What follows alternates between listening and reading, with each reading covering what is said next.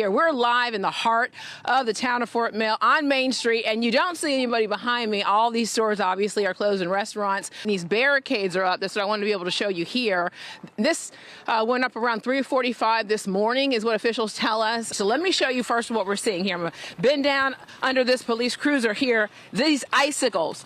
Listen to this. That tells it right there. We know how icicles are formed, right? When we first got out here, I put a can just to be able to see how much precipitation has come down.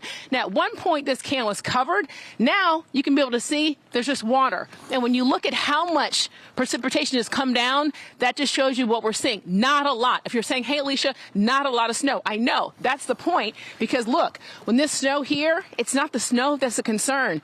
As I brush it off the windshield, it's this ice. If you can get closer, and it's what you're not seeing is the problem that officials are saying on the roads. Your nose is cold?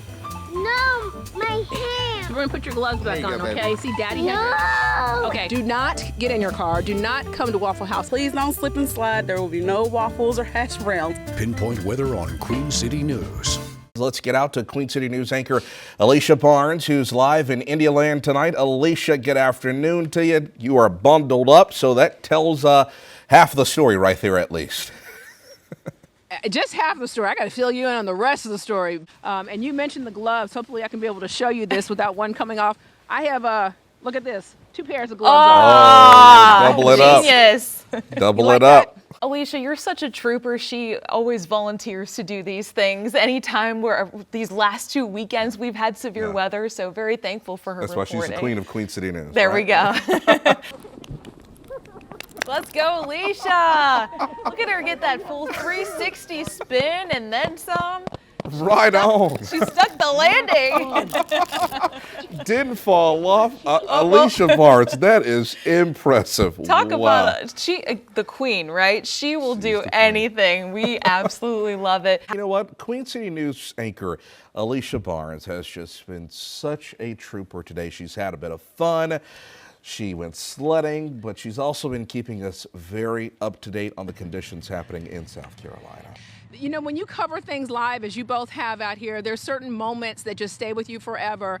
And as it gets dark right now, the one thing that I saw is a man walking down the street carrying his groceries. You never know what somebody else's story is. Obviously, he wouldn't want to be out here if he had a car, was able to get around. And as we get ready to wrap up our coverage, think about the homeless tonight. You know, for people who don't have a place to be able to go, and your elderly neighbors that you want to be able to check on. So I'm going to send it back to the studio. Matt, Jen, it's been a day today. To Alicia, people-focused news means forgetting you're inside the home of a Star Hornets player. Millers. Because you treat every interview, big and small, with the same level of respect, integrity, family, meaningful connections. That's what she's focused on. Queen City News. That day I just really wanted to know, why I was getting pulled over and why I needed to step out the car when I know I didn't do nothing wrong. I was really just scared.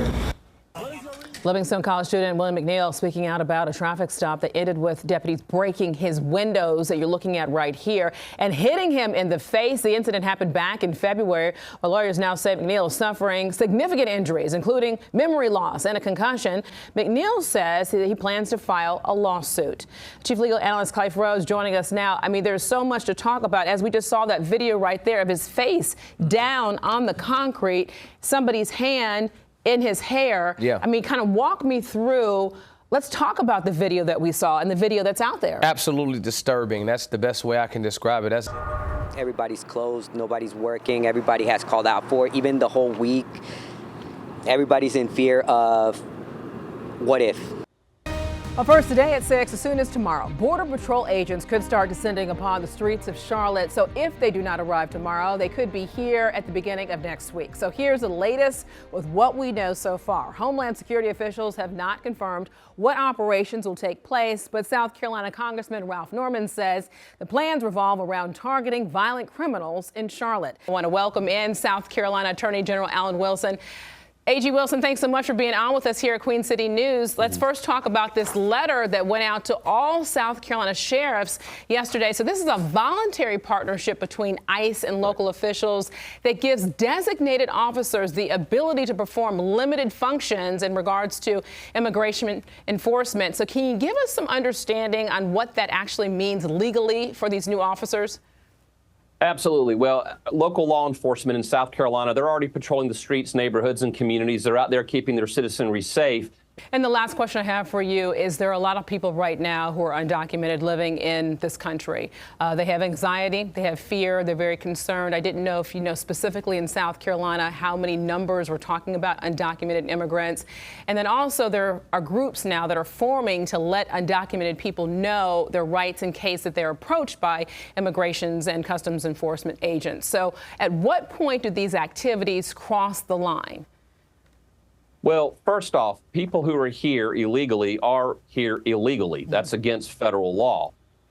The results are in, but the race is far from over. South Carolina's GOP primary for governor is now headed for a runoff election on June 23rd between Lieutenant Governor Pamela Abbott and Attorney General Alan Wilson. Joining us live right now, South Carolina Lieutenant Governor Pamela Abbott, fresh off of being the top vote getter in last night's primary. And this is your first live interview since all the excitement last night. Thanks so much for joining us here on Queen City News. I have to say, we saw the video last night. You were surrounded by all your supporters. Even current Governor Henry McMaster was on stage with you. When you woke up this morning, your first thoughts?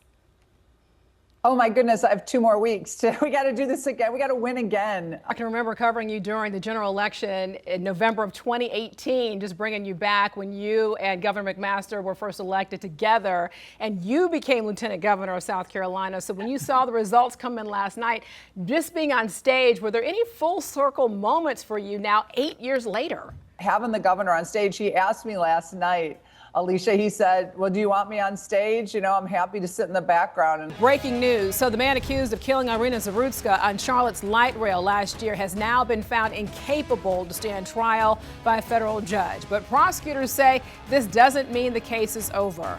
Queen City News reporter Matt Stell live at the hearing, joining us now from outside the federal courthouse in Uptown. Matt, tell us how this all unfolded. Yeah, well, Alicia, a rather short hearing here for DeCarlos Brown. Do I think that she has a claim or a potential claim here? I do. If you're able to prove that, hey, I scanned all these items and you can see that I've already paid for all these items and I may have missed one, and now you're detaining me for some longer duration than is necessary to investigate the crime, then yeah, you have a problem, and that's what you will want someone to do, not to be frustrated there, not to cause a scene there, but file a lawsuit. I mean, a couple things that stand out with this. First of all, I didn't go to scanner school. And I'm one of those people that I get a little upset. I do have to scan my groceries that I'm paying for an establishment.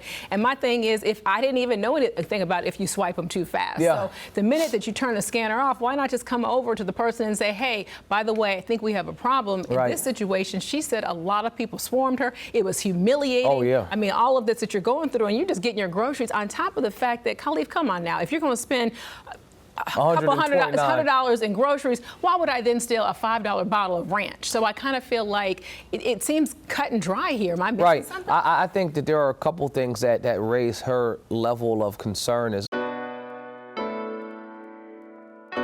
Some families who have LLCs employ their children through legitimate, documented work, not loopholes, but to build responsibility and financial literacy, as we've been talking about.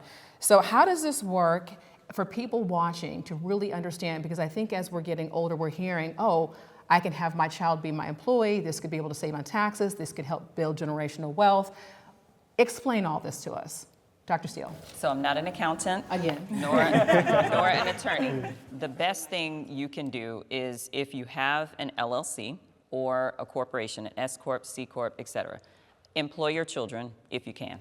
I want to welcome you into Local Roots as we're talking about mapping inequality, understanding redlining in Charlotte. You clearly see that there's a divide, obviously, within racial groups, and people hear that. But what if somebody listening to this, for you to say, hey, my family benefited from redlining, what's kind of the take-home message? Yeah, I mean, I think there's a book that I really like on this topic, and the book is simply called Affirmative Action for White People. It's my talking point for most folks that I talk to is just acknowledge we benefited from these things, you know? That's what she's focused on. Queen City News.